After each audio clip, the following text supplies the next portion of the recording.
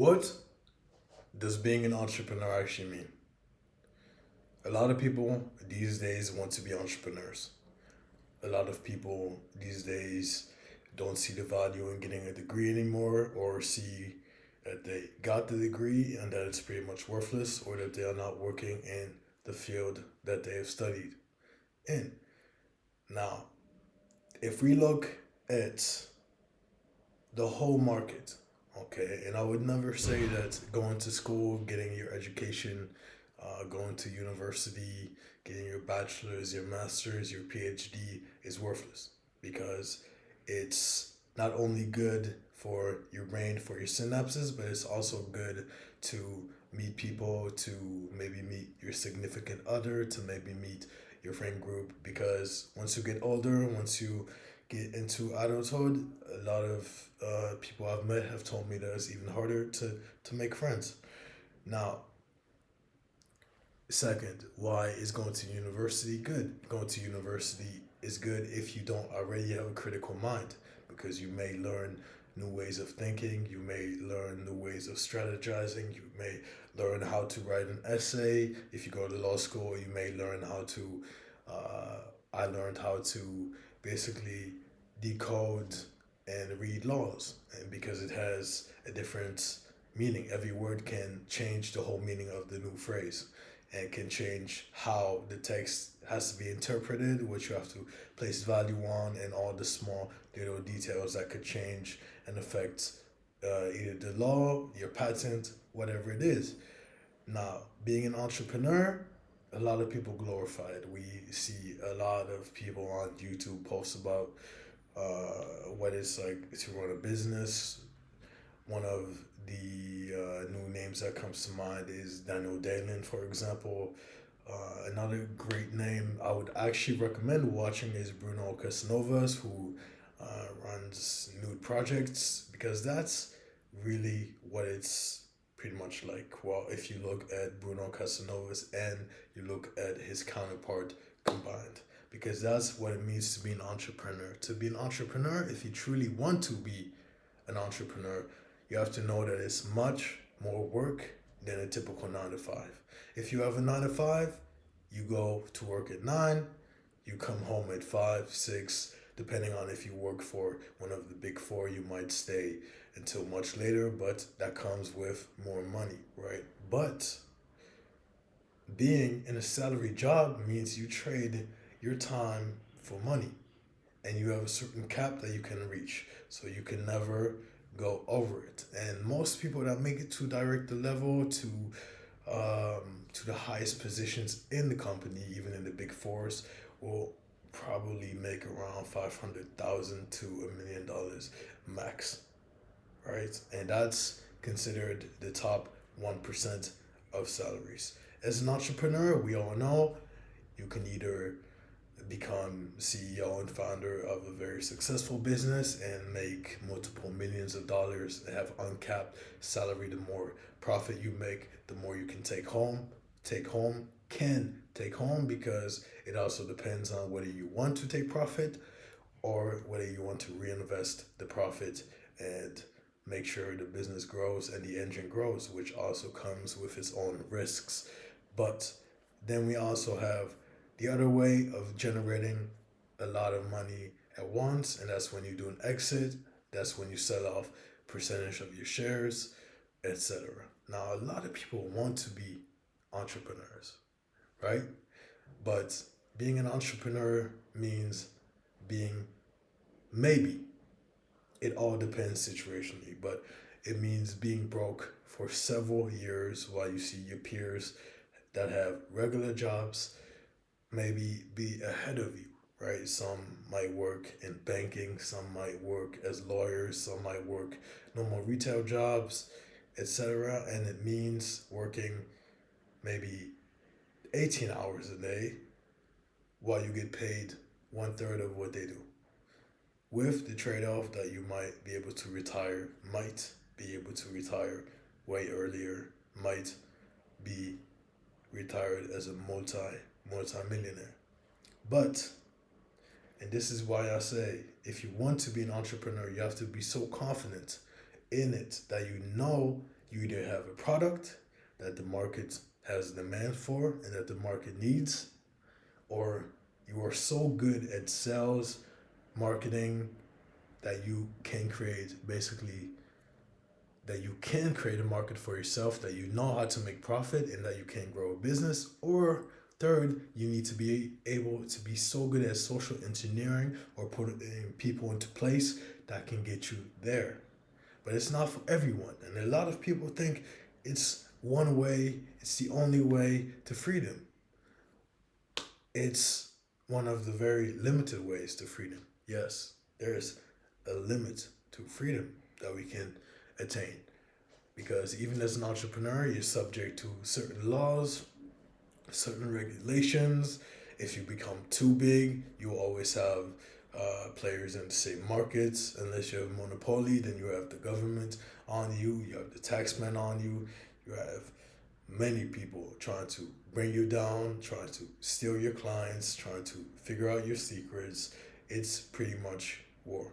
If you really are a businessman, people like Louis Vuitton are so established in the market, they don't want to lose it because they know if a new player comes in and we lose our stronghold, then our family has to go back to work, right? So you have to be smart about it, and you have to understand how to position yourself. You have to be able to either provide something that these big players want and create it, grow it, sell it to them, take that money, flip it, and make sure you have a steady income and you can have a good life.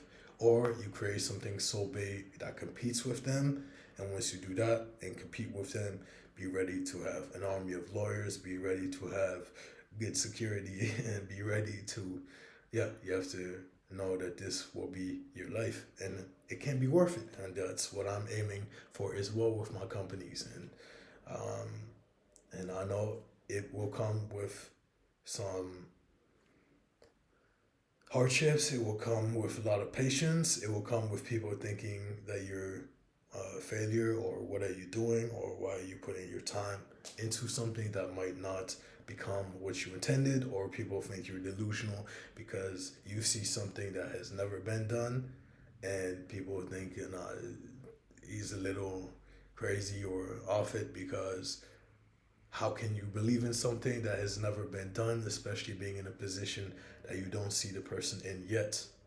But I know that I will get there and that time will catch up because I see the step by step process and I know exactly and I believe in my ability to create greatness. And my products, I've vetted them, I've seen and calculated every risk, every step. And I realized for myself in my life, I'd rather chase not chase, but I'd rather go for a life that is not ordinary and creates a substantial amount of wealth for myself and my family, and rather than go and be a slave and trade my time for a 9 to 5. Now, I don't judge anybody doing it this way because I respect it. Some just want a regular life, some don't have a mind like I do or like fellow entrepreneurs have, and some can just sit there and do their job and be happy and maybe get promoted, maybe not. Some don't even want to get promoted. So I understand it. But being an entrepreneur, and I want this is why I made this video, it's a lot of work. Okay, don't think you're gonna become an entrepreneur and you're going to figure it out and you're going to make a few million and then stop. Because even if you do that, and it's possible, right? But it's very, very limited. You might see 10, 20, 30 videos on YouTube about 18-year-old multi-millionaires that figured it out, right? But this is the, why don't you see thousands of these videos with legitimate proof, right? With legitimate thought processes, with legitimate people and business processing, because it's incredibly hard and there's only so much. The market is huge, right? Everyone has at least 10 euros to spend, right? And if they decide to spend it on you, and if a million people decide to spend it on you, you're good, right? But you have to also know how to run a business, because you can make a lot of money fast, but you can also have a lot of overhead. Once you start seeing some money come in, you might hire too many people. You might hire someone that changes the books, manipulates the books, takes some money from you. You might go bankrupt. There's so much, right? It's a risky business. That's why in business school you learn about risk assessment, right? And you have to be delusional to believe that you will be the one to become that billionaire, right? Or that trillionaire like Elon Musk. But I do, and I believe it, and I'm willing to take the risk. And that's what I set forth, because I think and believe in myself so much that I know I can make it, right? But you have to have this delusional belief in yourself, because if you don't even have to start, right? Maybe, but you always have to be, you have to believe in yourself, but also be critical of yourself, right? Not in a way that pushes you down, but in a way where you look at your product, you look at the market, you look at what you offer, you look at yourself legitimately, right? And you really look at yourself honestly, and look at your flaws, look at your strengths, and and put people into place that make your flaws strengths, and then learn from them, right? You don't know everything. Somebody's better at something that you're not better at, or you might not even know something because someone has learned something else and thus has progressed to a different way of thinking. So, and being the boss this is another thing. Being the boss, right? A lot of people glamorize it, but it can come with a lot of hate. It can come with a lot of loneliness, because even if you're the boss of a multi-billion-dollar corporation and you sit in your office, someone that comes in from your company will always have this layer of boss to employee. I don't want to lose my job, right? And if you're too nice and if you're too approachable, it can ruin and hinder the company, because then you become a laughing stock. And they say, oh no, I can't go out tonight because my boss is so cool. He probably drinks and smokes anyways. Even if you do, you can't always show it. You have to have a certain barrier, right? So there's so many things to being an entrepreneur that are overlooked. And there's so many hours and hours that you don't see that go into being an entrepreneur. And there's so many negatives to it that you have to really love the positives, right? Because imagine here, I'll give you this scenario. It's this scenario everyone dreams of, right? You either come out of school or you quit your 9 to 5, you build a business, you have this brilliant idea, and suddenly you're on Forbes, or like a lot of rich people don't want to be on Forbes, because once you have assets, you want to protect them and you don't want to be out there, because most people are not wealthy. They don't forget this, okay? What you're trying to become is something that only 10% of this whole global population is. Probably even less these days.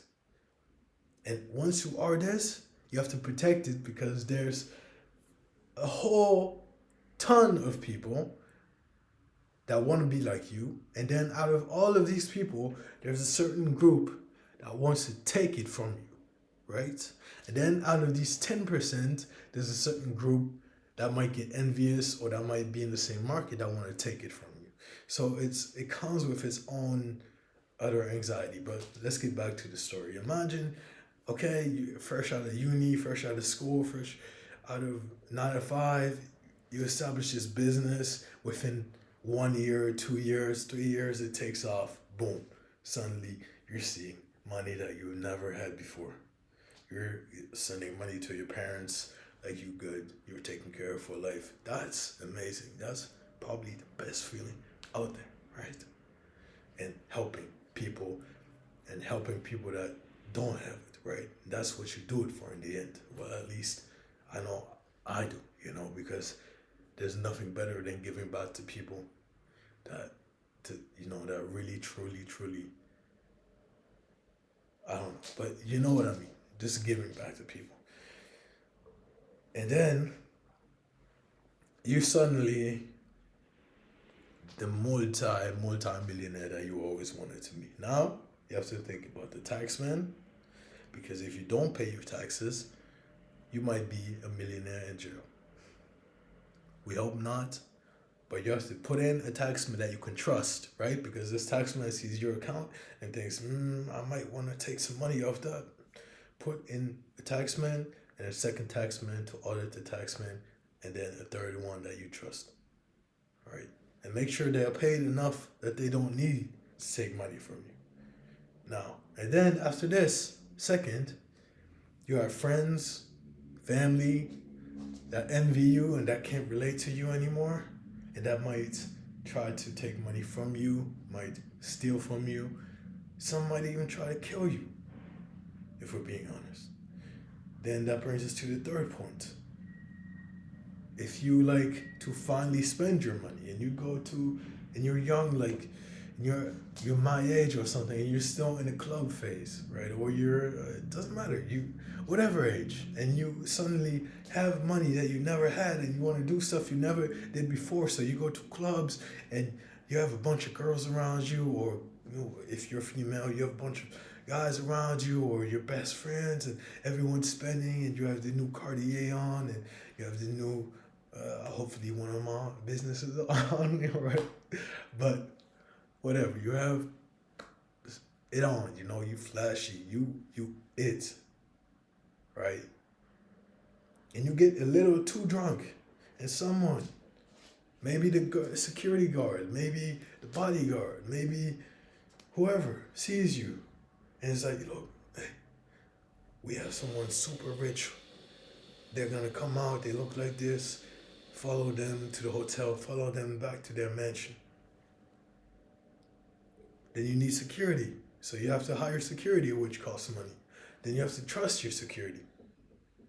Then, after all of this, after you put everything in place, you have to also still think about your business, unless you sold it, of course. But think about running your business, not screwing it up, right? Because it could end. The magic could end. You have to have some savings, put them aside, right? That's why Warren Buffett lives such a simple life, because you don't want to spend more than you have.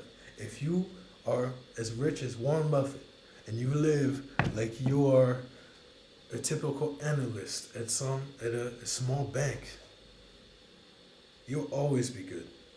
No matter if someone steals a billion, a million, whatever, because you're not used to that lifestyle. You're used to a lifestyle that you could live on, and you're happy and satisfied that you'll always be good. Which brings us to another point, that you might get so used to this new lifestyle that you get bored of it after a few years. But it's the max of this world of materialistic satisfaction. And you might now realize that you cannot relate to anyone else anymore, except for a small group of people who are typically like you, either a little, that, because to get there, you have to be a little, you can't be the typical normal guy or girl or whatever, right? Look at Elon Musk. That's why you should already have your friend group. You should already know that you stay humble for all the time. Just adjust, be happy, have a nice apartment, enjoy spending money on nice dinners, but don't go overboard, right? Or do whatever you want, like literally do whatever you want. But I'm just saying, to not completely burn yourself out to where you become suicidal. Then you have another point is, once you sell this company for 150 million, what do a lot of entrepreneurs do that sell a company for this much money? There was this couple, I think Dutch couple, they sold a business at the .com era for, I think it was $1 billion something, and now the business is worth under. I think they even bought it back for 5 million. So they went back and started another business because they had 2 years off, 3 years off, and they realized what we like is working and building and growing and creating, right? So being an entrepreneur really basically just means being in love with creating something and building it from zero to something that you see in your head. You can be an entrepreneur in a job and be so good at your job that you start helping the boss,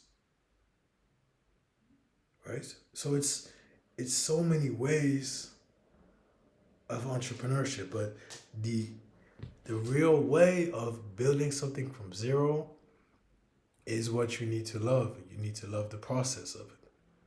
You should not think about the money of it, because the money will come. It's a byproduct of creating value in the market. It's a byproduct of selling something. It depends on how much you sell, but I could take this candle and go outside, sell it for 10 euros. Someone in this world for the next 40 years, I will find someone that will give me some money for it, right? And then I buy another candle and sell it again. Technically, I made income through, well, if I changed it a little bit, right? But through being an entrepreneur.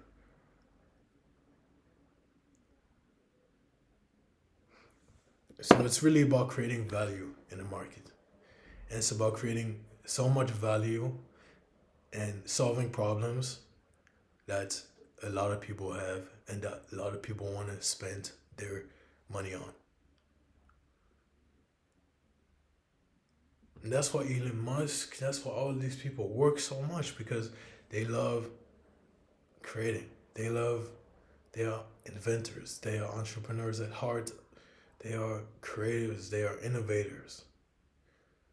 They are not money hungry. If they were, Elon Musk would not be working anymore. He would not do interviews. He would probably, and there are billionaires like that, and there are multimillionaires like that sit but they get so into lust, or they go so much into dark sides that they become something they never probably would have recognized. And you can be that. Like I said, do whatever you want. But know what being an entrepreneur means. Right? And my name is Hudson CEO.